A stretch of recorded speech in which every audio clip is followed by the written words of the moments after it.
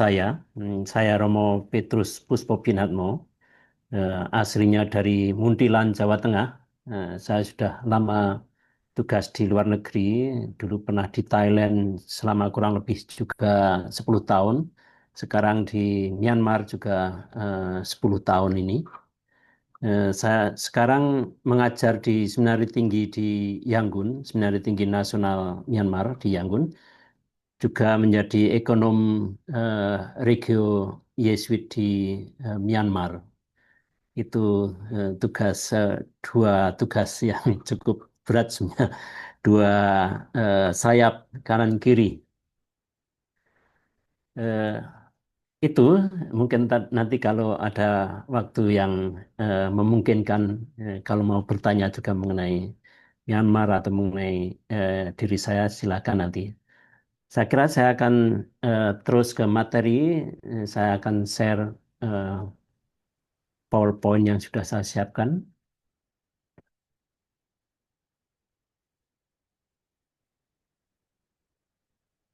Sudah kelihatan ya? Sudah, Pastor. Oke, Silakan. ya, ya.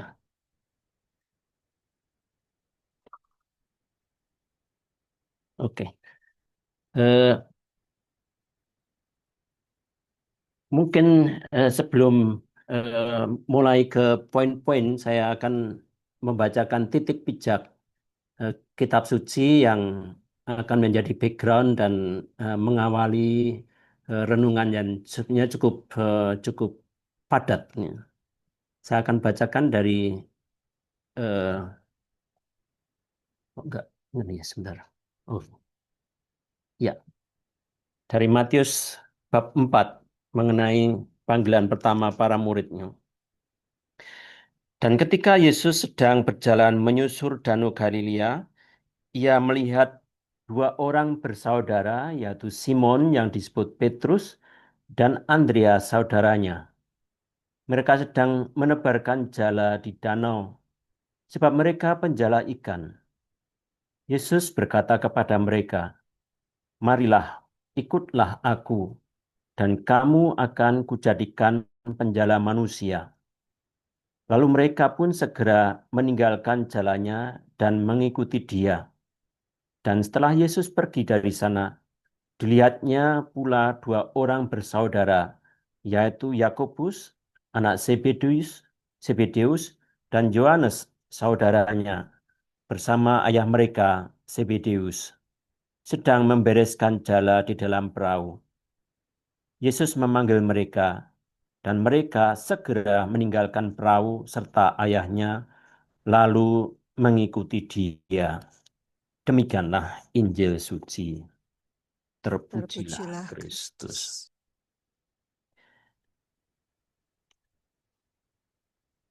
Mari kita menggali dari apa yang tadi dengarkannya. Eh, Perikop yang sangat singkat eh, mengungkapkan sebenarnya dinamika yang sangat kaya dan akan berlanjut. Pertama itu suatu perubahan atau transformasi yang mendalam dari nelayan pekerjaan mereka menjadi penjala manusia, pengutusan sebenarnya.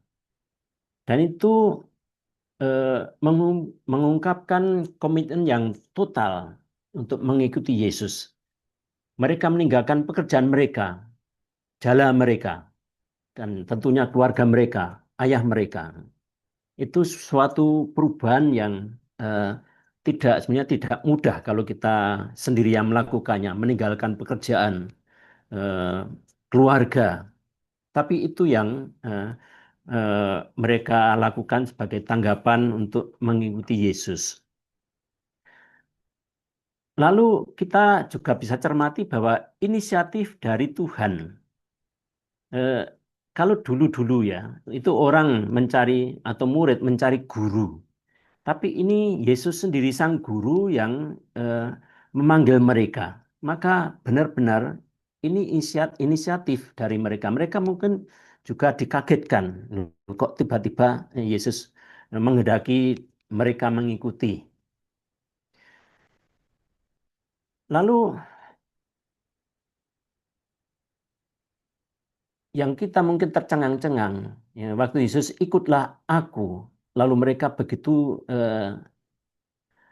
tiba-tiba mengikuti Yesus. Ini sesuatu yang sangat eh, tegas, mungkin sangat kuasa menyentuh mereka, yang menjadi awal transformasi. Dan sebenarnya transformasi ini panggilan yang dikehendaki Yesus sendiri. Mereka dijadikan penjala manusia. Ini juga meskipun sangat sederhana, tapi mengungkapkan juga kehendak Tuhan. Mereka sebagai nelayan tidak disangkal. Mereka murid-murid yang sederhana.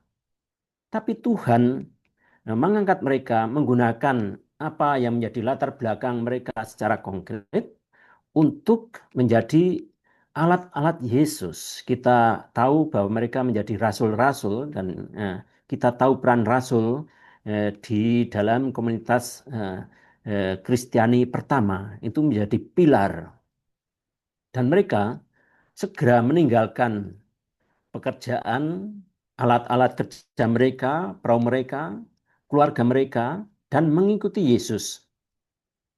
Ini jawaban yang tanpa syarat, tanpa eh, kompromi mungkin ya.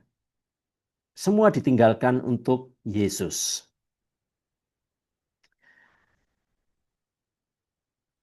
Dan kita lihat di sini dalam kemuridan itu harga yang mungkin sangat berat, sangat mahal yang dipersembahkan.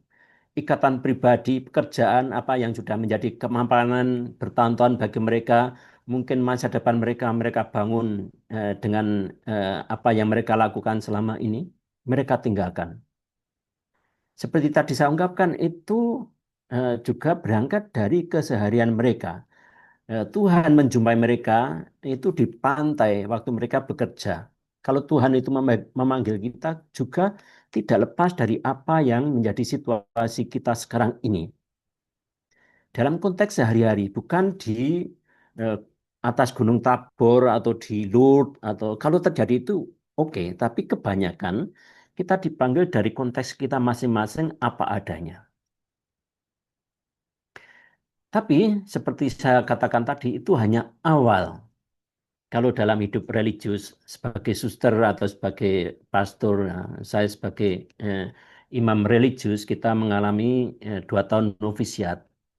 Itu eh, novisiat itu awal benar-benar awal kita diperkenalkan dengan semangat kongregasi. Kita belajar mengikuti, mendengarkan eh, seperti rasul. Gitu.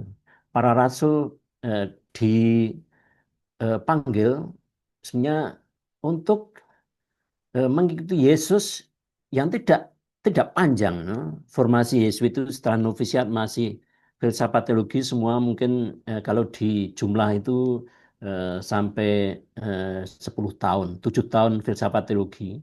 Tapi novisiat lalu ada talk. Ya. Akhirnya juga paling cepat itu 7 tahun. Yesus eh, mengumpulkan para murid 2 sampai 3 tahun sampai Yesus meninggal di salib lalu bangkit naik ke surga. Formasi selesai, tapi masih berlanjut sebenarnya. Dalam pengutusan ada formasi juga. Dan unsur lain itu Yesus mengumpulkan mereka untuk membentuk kelompok. Jadi tidak dipanggil sendiri-sendiri, tapi mereka dikumpulkan menjadi komunitas yang mengikuti Yesus secara intensif selama 2-3 tahun itu untuk eh, tidak hanya belajar, tapi juga benar-benar disatukan dengan Yesus. Setiap hari melihat cara Yesus bicara, bagaimana sikap Yesus, kemurahan hatinya, kasihnya, kesabarannya terhadap pendosa, kesabarannya terhadap orang yang menolak dia. Dan selama itu juga kita tahu Injil itu dibentuk dari apa yang para murid mengalami mengenai Yesus selama 2-3 tahun itu. Selama itu pula Yesus mewahyukan diri, memperkenalkan diri membiarkan para murid semakin mengenal siapa dia. Kalau kita mungkin pernah belajar sedikit mengenai kitab suci itu, Injil Markus itu tidak mau mengungkapkan bahwa Yesus itu Mesias sebelum Yesus mengalami penderitaan di salib dan Mesias bagi Markus itu bukan Mesias dan tentu ini yang diwartakan atau diwahyukan Yesus bukan Mesias yang menjadi pembebas secara politis tapi Mesias yang diurapi artinya yang menjadi penyelamat seluruh umat manusia.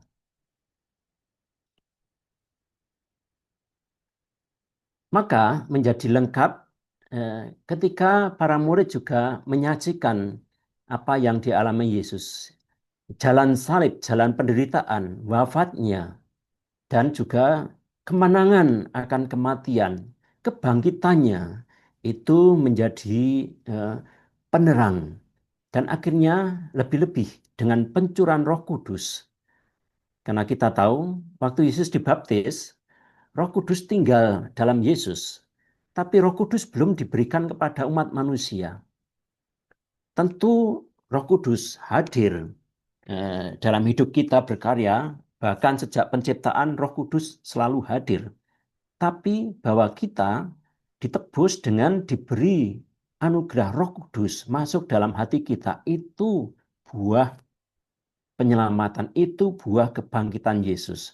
Setelah Yesus bangkit, dia menjadi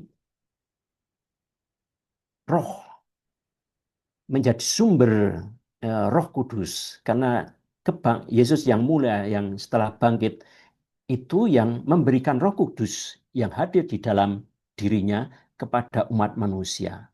Waktu kita dibaptis kita menerima Roh Kudus. Itu yang menjadi awal pengutusan. Maka kelahiran gereja sering dikatakan itu di eh, hari Pentakosta karena murid-murid menerima Roh Kudus dan diutus. Kita juga. Kita akan lihat dari dinamika para rasul dalam kemuritan selama singkat 2-3 tahun saya terangkan dalam waktu 5 menit tadi.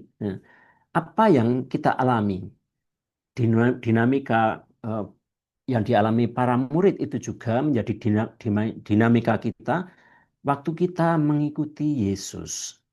Pertama bermula dari perjumpaan dengan Yesus. Masing-masing dari kita mungkin hanya kita yang tahu atau teman kita, keluarga kita, kapan kita mulai kenal Yesus. Saya sendiri mulai menjadi Katolik karena dibaptis sejak bayi. Usia sekitar 2 bulan dibawa ke gereja. Saya dilahirkan di sebenarnya rumah sakit yang dulu dikelola oleh suster OSF Fransiskan di Kota Muntilan. Waktu rumah sakit dikelola oleh suster, sekarang menjadi rumah sakit eh, eh, rumah sakit umum daerah. Maka saya mengenal Yesus karena keluarga saya sudah Katolik. Dan pengenalan itu menjadi proses yang berkelanjutan dan itu menjadi proses juga transformasi yang berkelanjutan. Secara konkret sebagai eh, eh, orang yang dibaptis umat Kristiani, saya juga menerima pembaptisan itu menjadi jalan pertobatan yang tidak pernah berhenti. Kita tidak sekali dibaptis menjadi orang suci. Lagi dan lagi kita jatuh dalam dosa, maka itu menjadi proses jalan pertobatan yang cukup panjang. Itu menjadi proses imitatio Christi, mengikuti Kristus. Dan tujuan Yesus memanggil kita supaya kita eh, mengejawantahkan dalam hidup kita, dalam tindakan kita, apa yang dihidupi dan diajarkan oleh Yesus sendiri. Merasuk itu kita, kalau dalam bahasa Jawa ya, saya dari Muntilan, Jawa Tengah, maka merasuk kita kalau kita berpakaian itu mm, ngerasuk. Rasukannya apa? Rasukan itu kan pakaian ya. Maka kita memakai Kristus. Meskipun dalam ungkapan itu hanya mungkin luar, tapi waktu Santo Paulus juga mengatakan memakai Kristus itu benar-benar menghidupi Kristus dalam hidup kita sendiri. Itu cara mengikuti Yesus dengan menghidupi apa yang diajarkan. Supaya bukan yang diungkapkan oleh Santo Paulus, bukan saya yang hidup lagi, melainkan Kristus hidup dalam diriku.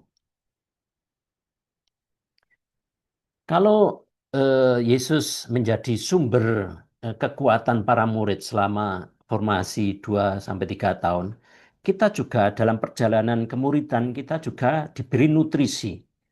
Nutrisi kita itu dari sakramen-sakramen dan terlebih sakramen Ekaristi, di mana kita menerima Kristus secara langsung menjadi santapan dan minuman kita.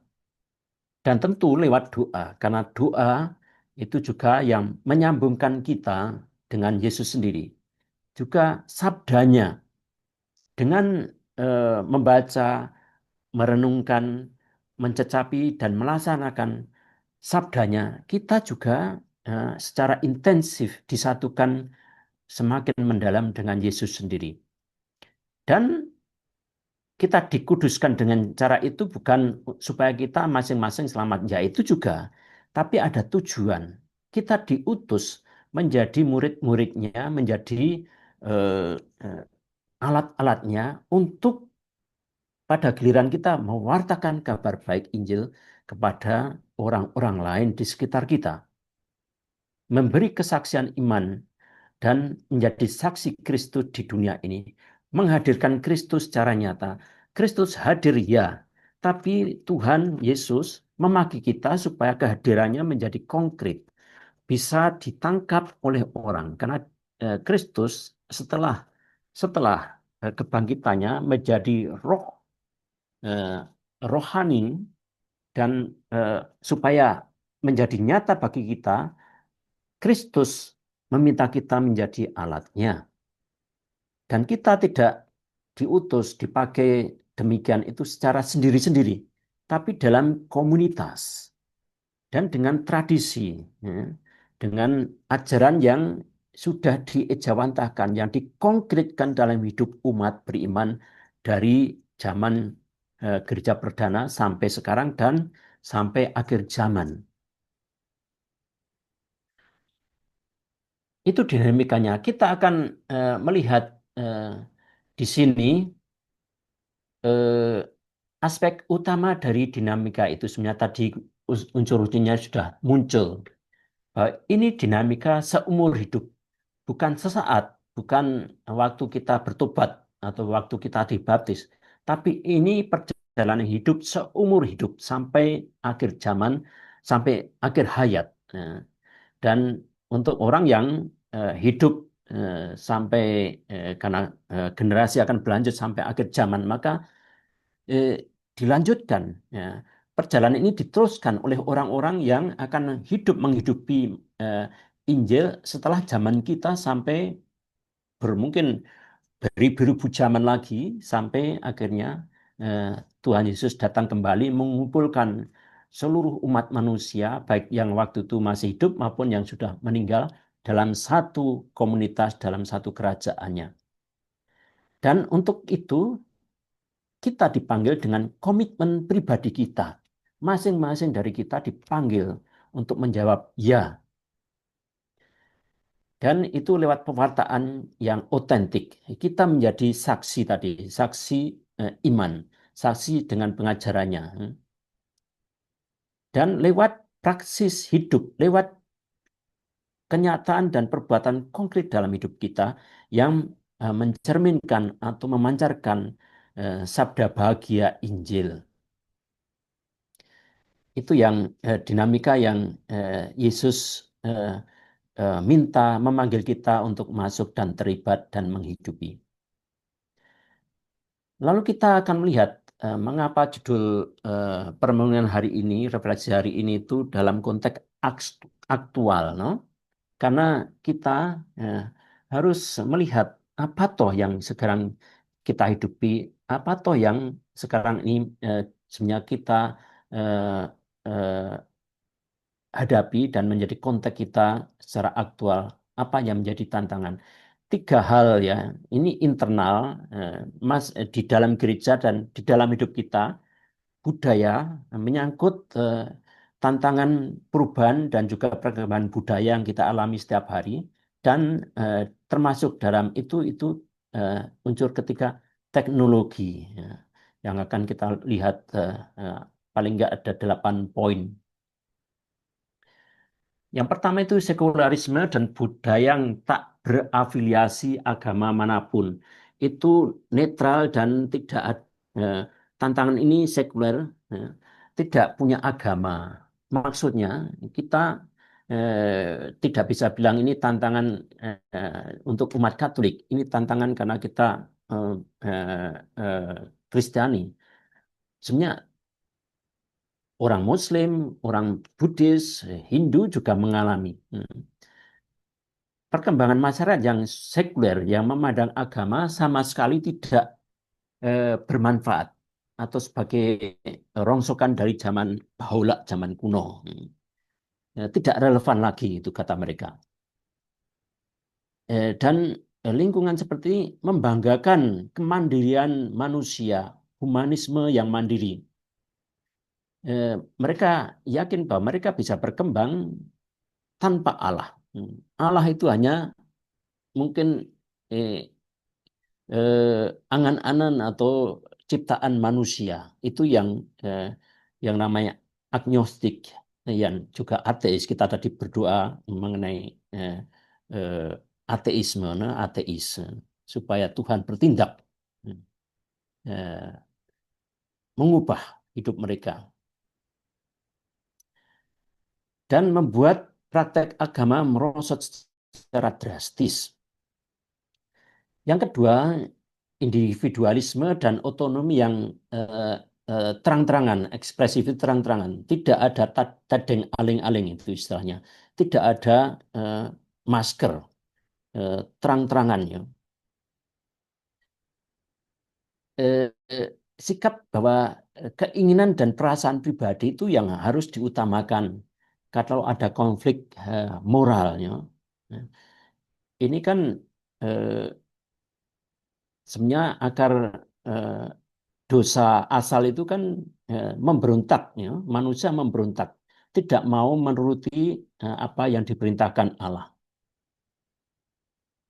Sombong, mau mengatur, mau hidup menurut eh, apa yang menjadi kriteria manusia, bukan kriteria Allah yang menciptakan manusia. Sikap macam ini sangat bertentangan, sangat sebenarnya sangat menjadi penghambat ajaran Katolik yang mengajarkan mengikuti ajaran Yesus. Karena persis bertolak belakang, persis bertentangannya, ya, tidak mengikuti Allah. Ya, itu. Yang ditolak sebenarnya bukan kita orang Katolik. Yang ditolak oleh ateisme itu Tuhan sendiri. Dan konteks ini juga membuat otoritas spiritual, ajaran eh, gereja, ajaran imam, ajaran pemuka agama, ajaran juga gereja Katolik menjadi sulit masuk karena sikapnya orang itu terpusat pada otoritas manusia sendiri. Kalau budaya instan microwave ya, dan distraksi ya, hidup kita zaman modern berdiri dari itu sangat cepat ya, dan penuh eh, distraksi. Distraksi itu apa yang tidak membuat kita tidak berkonsentrasi, sulit berkonsentrasi. Yang kita saksikan sehari-hari apa yang cepat, yang instan, ya. Tidak hanya mie instan, makanan instan, tapi juga apa-apa serba instan yang dimaui. Orang tidak bisa lagi sabar, tidak bisa lagi mentolerir proses yang lambat dalam formasi pertumbuhan rohani dalam pendidikan. Padahal hidup kita itu kan seluruh proses ya, tidak hanya waktu di sekolah, tapi selesai sekolah, bahkan sudah bekerja bertahun-tahun, itu menjadi medan pembelajaran kita. Lalu krisis internal kepercayaan dan kredibilitas. Ya. Skandal pelecehan seksual oleh klerus, penyelewengan finansial, kurangnya transparansi, ya, menjadi penghancur kredibilitas pemimpin religius, pemimpin gereja, pemimpin juga spiritual, pemimpin juga kehidupan moral. Mungkin banyak Bapak Ibu yang membaca eh, goro-goro gonjang-ganjing di Keuskupan Bogor. Eh, Mungkin tidak saatnya untuk menuduh, tapi eh, di situ menjadi contoh bahwa eh, masalah keuangan di keuskupan, masalah preferensi, masalah transparansi menjadi kunci. eh, itu tantangan yang saya kira Monsinyur Bapak Uskup akhirnya merasa tidak sanggup lagi dan menyerahkan pada tim yang baru.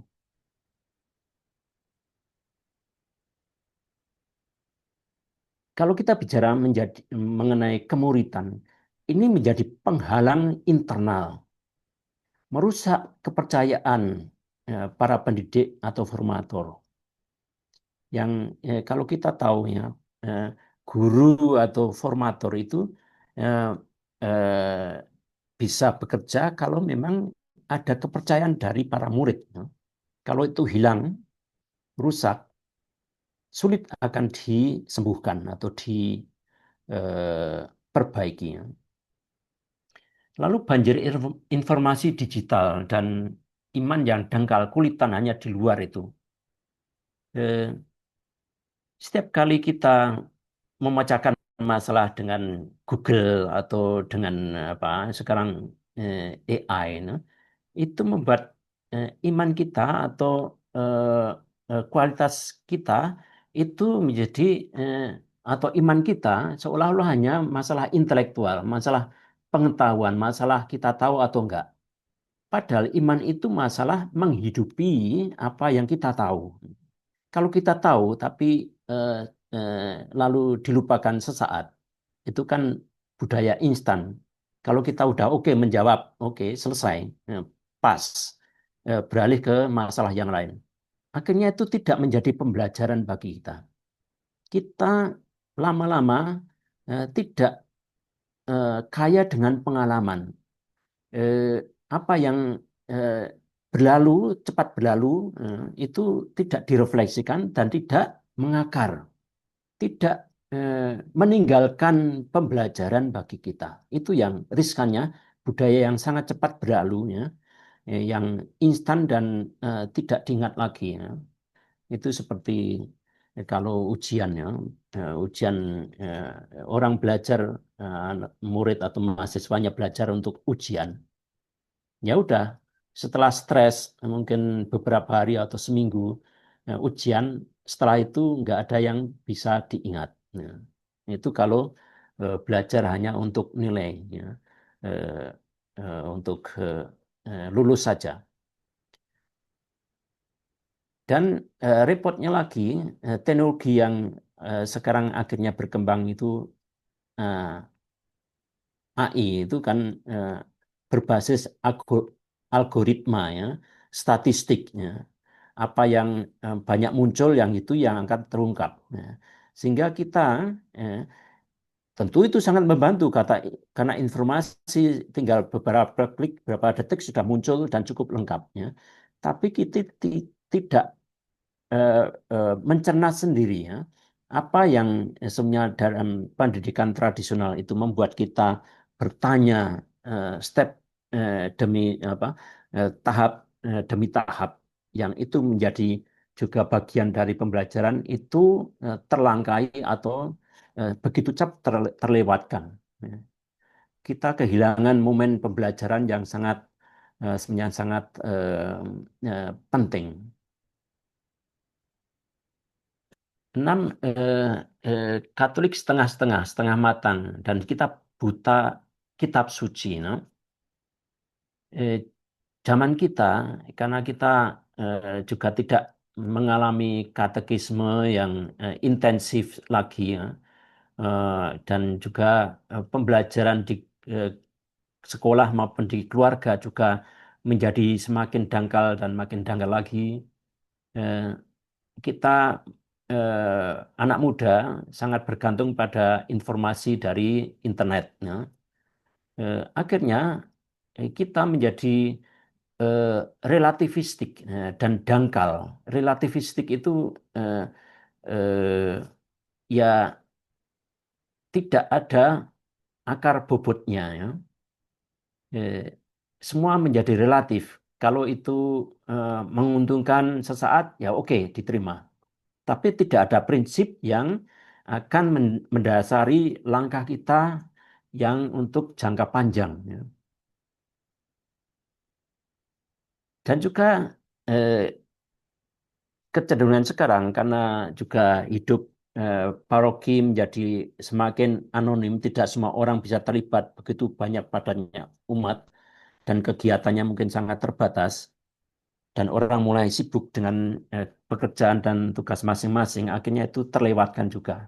Tidak ada konteks komunitas yang menjadi tempat untuk menghidupi apa yang eh, mungkin kita eh, mau dalami. Tidak ada konteks yang memungkinkan untuk menghidupi itu secara bersama-sama sebagai komunitas.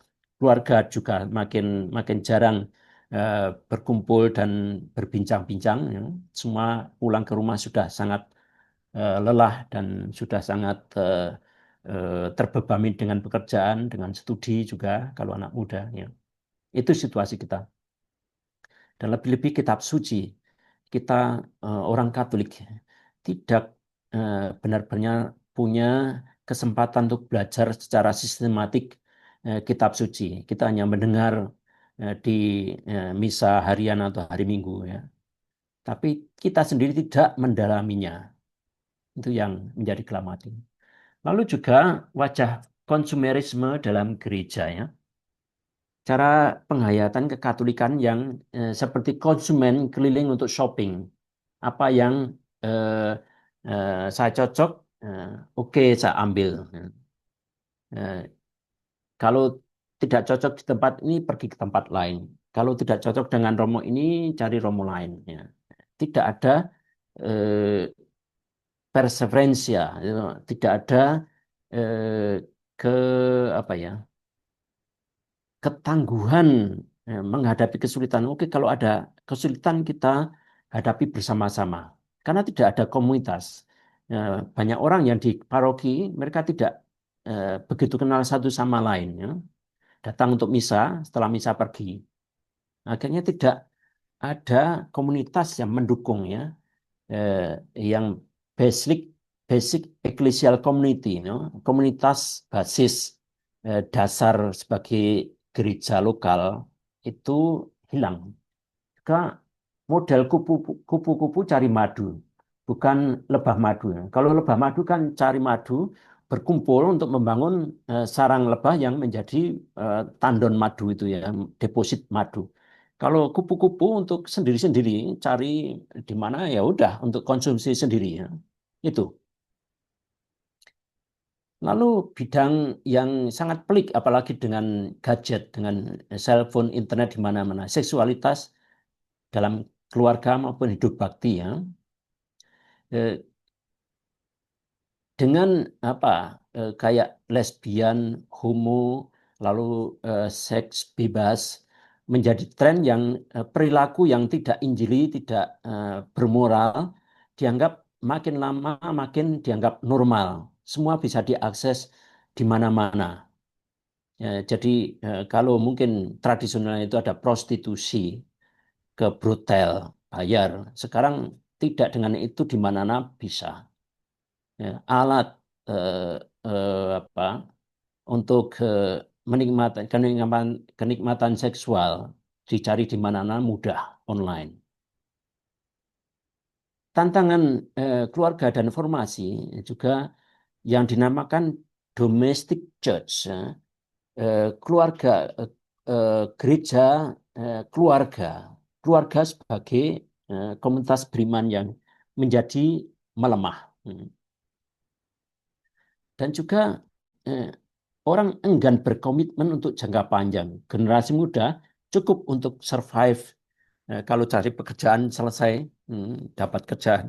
Tapi untuk membangun rumah tangga itu tantangan yang sangat sulit. Upaya untuk menanggapi tantangan itu, kita tahu ada evangelisasi baru. Sebenarnya untuk benar-benar orang dibekali dan eh, diberi pendalaman supaya menjadi benar-benar mampu menjadi misioner, keluar dari eh, sarang sendiri, mampu terlibat, mampu menjadi agen perubahan di luar, terutama menjadi agen perubahan karena imannya. Lalu penghayatan hari Minggu sebagai hari Tuhan ya, Sabat. Nah, hari Sabat itu kan eh, dikhususkan untuk Tuhan. Sekarang ke gereja oke, hanya Ekaristi lalu pulang. Hmm. Tidak ada kegiatan yang membuat kita eh, eh, menjadi komunitas yang erat satu sama lain, makin tipis gitu ya.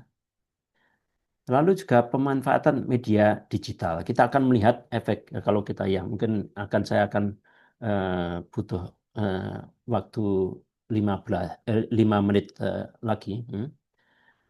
Juga pentingnya itu pendampingan pribadi, mentorship ya, dengan mentor, dengan kura personalis. Kura itu perhatian personal itu ya. Memelihara atau menumbuhkan pribadi-pribadi ya, supaya mereka mendapat informasi yang benar-benar interpersonal ya. Jadi dari formal institusional sekarang butuh modal kemuritan yang relasional dan personal, person ke personnya. Pendampingan secara pribadi ini tidak mudah karena semakin sulit mencari tenaga yang menjadi pendamping yang intens ya di paroki-paroki atau bahkan di sekolah pun sangat sulit sekarang. Nah, ini penting. Ini kelompok seperti eh,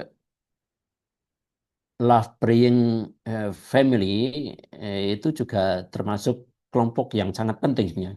Jadi kita tahu ada gerakan kegerejaan ya, seperti misalnya Neocatecumenal, di Indonesia ada San Egidio, ya. Di Italia itu ada Comunione e Liberazione, Focolare, ya. Pembaruan karismatik Katolik, TC mungkin itu yang banyak di Eropa. eh, eh, tapi di Indonesia juga ada macam-macam kelompok-kelompok gerakan kategorial kegerejaan. Itu menjadi wadah di mana kita bisa mengalami ada komunitas. Kalau di paroki kita eh, lebih anonim, kalau kita tidak punya waktu untuk ikut keterlibatan aktivitas, praktis kita tidak. Tapi eh, yang kita menjadi penting di berbagai keuskupan itu eh, kerasulan atau pastoral kategorial, no?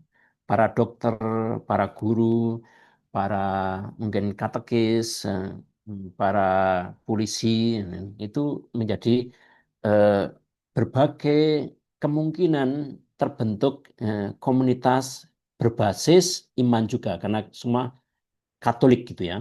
Dokter Katolik, guru Katolik ya, yang bisa diwadahi atau jadi forum eh, eh, untuk peneguhan iman. Juga seperti ME, Couple for Christ, kelompok kita ini, CLC, juga yang sifatnya formatif, like, CAP, no, KKMK, KKM no, untuk kursus kursus model online maupun offline. No.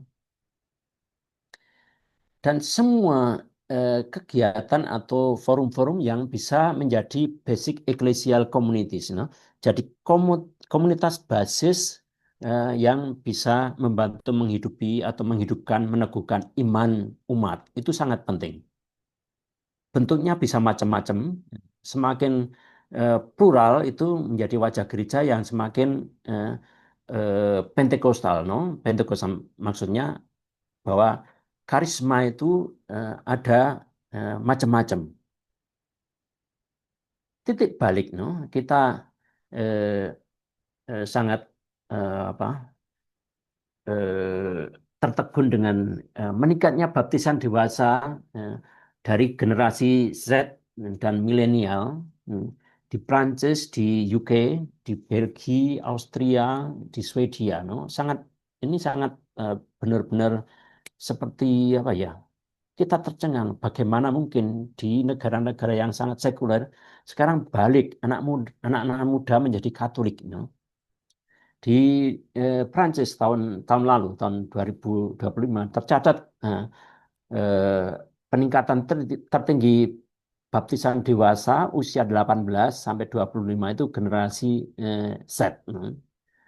Sejak 2022 itu tahun lalu tahun 2025 itu peningkatan drastis.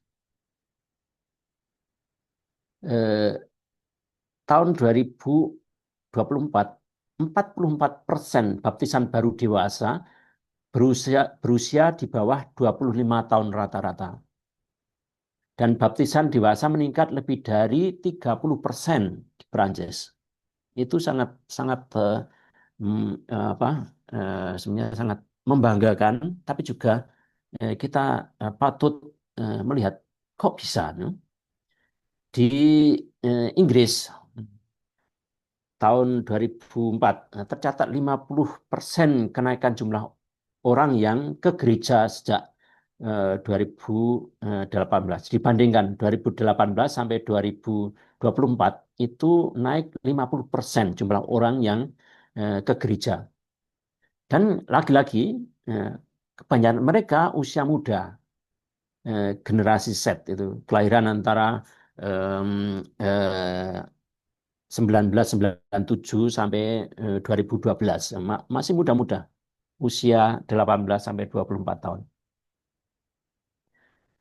Eh, di England dan Wales itu yang jumlah orang yang mengikuti misa Katolik meningkat dari eh, 390.000 di tahun 2021 menjadi 550.000 di tahun 2023. Jadi sangat signifikan peningkatannya dari segi presentasi sangat sangat tinggi.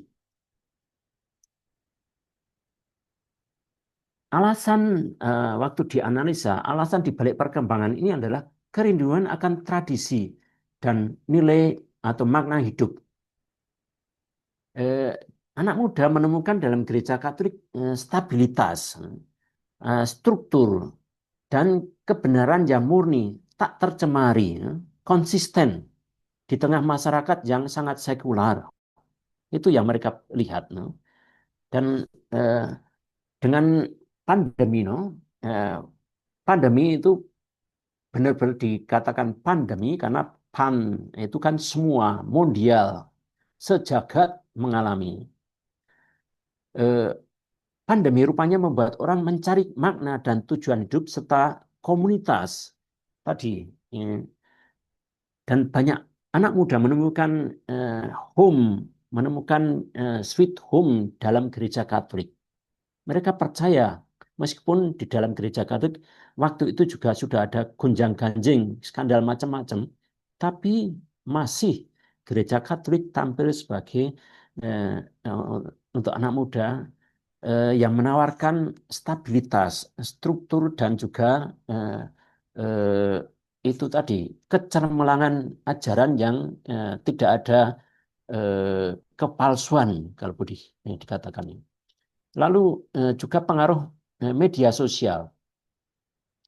Eh, Banyak orang dari anak muda itu yang menemukan eh, apa yang mereka cari lewat konten online dari para pastor dan influencer Katolik, ya, yang membuat mereka tahu mengenai tradisi Katolik dan malah banyak mereka yang tertarik dengan misa tradisional Katolik dalam bahasa Latin.